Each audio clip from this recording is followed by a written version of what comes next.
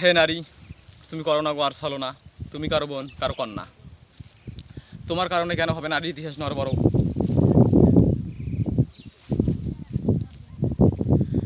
তুমি যদি হইতে পারো ভালো, তাহলে তো আমার মতো অনেক পুরুষ আর কিছুদিন হায়াতে বাঁচত।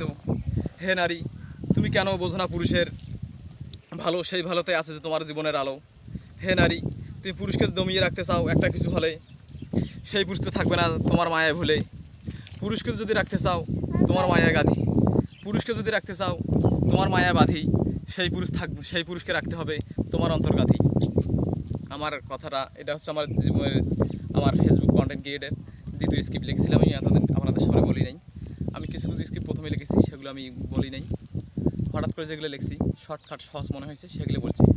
এটা দেখে দেখে বললাম হয়তো বা কোনো দিন আমি আবার এটা পুনরায় আবার বলবো, অদেখা না দেখাভাবে বলতে পারি। আমার যেটা এখানে আমি যে স্ক্রিপ্ট এখানে লিখছি সেটা হচ্ছে পুরুষকে নিয়ে। পুরুষরা আসলে পৃথিবীতে নারীদের কাছ থেকে নির্যাতিত।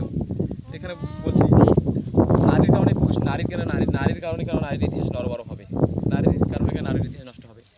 নারীরা তো আল্লাহ তাআলার সৃষ্টি, এমন একটা সৃষ্টি যা না হলে পৃথিবীতে আমরা আসতাম না।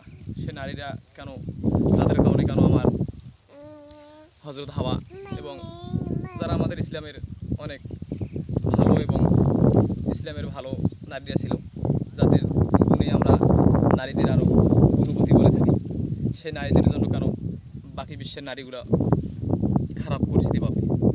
আপনারা ভালো ব্যবহার করবেন, সারা বিশ্বে আপনাদের ঈমান আকীদা ধরে রাখার চেষ্টা করবেন। আপনাদের কারণে নারীর ইতিহাস, নারীর মর্যাদা, নারীর সম্মান